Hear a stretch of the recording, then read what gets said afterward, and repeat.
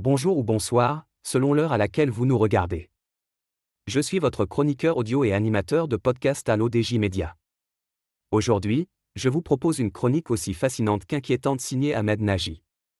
Elle nous plonge dans le mystère d'un objet céleste venu d'ailleurs, la comète 3i Atlas. Accrochez-vous.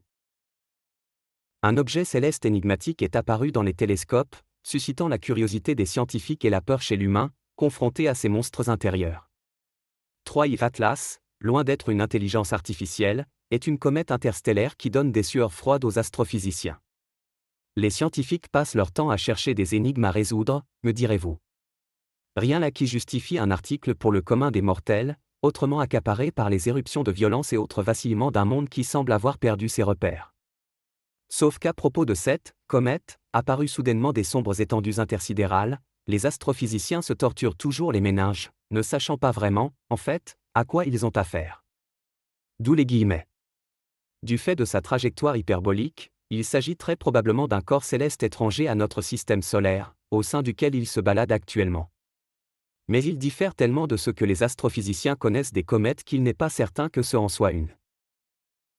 L'auteur rapporte qu'Abraham Loeb, qui travaille sur la physique théorique à l'université de Harvard, a même publié un article, le 17 juillet, pour dire qu'il trouvait 3i Atlas quelque peu suspect, veuillez excuser le recours excessif aux guillemets, mais le sujet l'exige. Le suspect en question a été repéré le 1er juillet par le télescope d'observation spatiale Atlas, Asteroid Terrestrial Impact Last Alert System, situé à Rio Hurtado, au Chili. Les vérifications faites dans les archives d'autres télescopes répartis sur le globe permettent d'en remonter les premiers signes aux confins de notre système solaire, au 14 juin. Les astrophysiciens ont d'abord pensé à une banale comète interstellaire, comme ils en avaient déjà repéré deux autres, Oumuamua et Borisov. D'où, d'ailleurs, la dénomination 3i Atlas, I pour interstellaire et Atlas, du nom de l'équipe qui l'a découverte. Puis ils ont remarqué que ni sa trajectoire qui ne semble pas aléatoire, longeant le plan orbital du système solaire ni sa vitesse très élevée, 210 000 km/h, ne correspondent au comportement classique d'une comète. Poussant plus loin les analyses, ils se sont également rendus compte que 3i Atlas ne dégageait derrière lui que du dioxyde de carbone, alors que normalement, les traînées des comètes comportent également du monoxyde de carbone. Depuis lors, 3i Atlas a été placé sous haute surveillance, même si, du fait de sa trajectoire, il ne présente aucun risque de collision avec la Terre. L'auteur souligne que ces anomalies ont justifié une mise sous haute surveillance de 3i Atlas. Après avoir frôlé les planètes Vénus et Mars, ce que ne font généralement pas les comètes, 3i Atlas devrait se rapprocher du Soleil vers le 30 octobre. De fait, il ne sera plus visible depuis la Terre de fin septembre à début décembre. Si 3i Atlas devait changer de trajectoire lors de cette phase d'invisibilité, comme semble le craindre Abraham Loeb, qui soupçonne une sonde extraterrestre, maquillée, en comète, nous autres, terriens, ne le saurions que trop tard. Ce qui attire le plus l'attention dans les commentaires des scientifiques concernant cette comète hors norme, ce sont les peurs qu'elle semble réveiller chez ces humains qui doivent jouir d'un QI supérieur à 130. Une fois le paradoxe de Fermi invoqué, s'il y avait des civilisations extraterrestres, pourquoi n'avons-nous détecté aucun signe de leur présence, ni reçu aucune visite? Le questionnement glisse vers les intentions des éventuelles civilisations aliens à l'égard des humains. Abraham Loeb, qui est américano-israélien, estime que ces intentions sont peut-être hostiles. Le reflet dans le miroir. Imaginons, en effet, que les éventuels extraterrestres à bord de 3i Atlas réfléchissent et se comportent, par exemple, comme les Israéliens.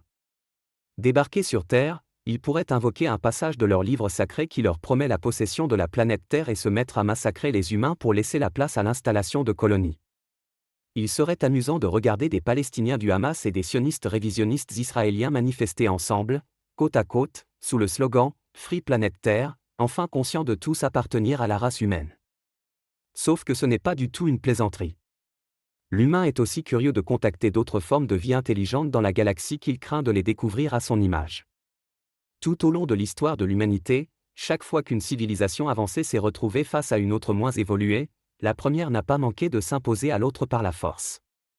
Pour un observateur extraterrestre, il n'est, en effet, pas certain que nous autres, humains, qui polluons et détruisons stupidement notre planète et nous entretuons avec férocité, méritions de continuer d'y exister. C'est un reflet de l'humanité, consciente de ses instincts destructeurs mais incapable de les maîtriser, qu'elle projette d'ailleurs également sur l'intelligence artificielle. L'auteur nous entraîne dans une réflexion encore plus dérangeante sur nous-mêmes. Cette comète aurait tout aussi bien pu être baptisée Terminator en référence au célèbre film de science-fiction où l'on voit des robots, menés par une super-intelligence artificielle, chercher à exterminer l'humanité, considérée comme nocive.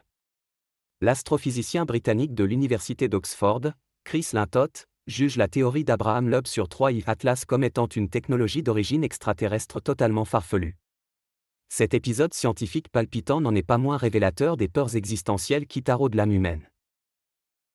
L'auteur conclut que cette comète, réelle ou fantasmée, réveille en nous les pires angoisses existentielles. Elle devient le symbole d'une humanité en doute, face à elle-même, à ses excès, et à ses peurs de l'inconnu. Merci de nous avoir écoutés jusqu'au bout. J'espère avoir transmis avec fidélité chaque mot de cette chronique signée Ahmed Nagy. Une chronique dense, vertigineuse, mais essentielle pour interroger notre rapport à l'univers et à nous-mêmes. On se retrouve très vite pour une prochaine chronique sur l'ODJ Média. À bientôt!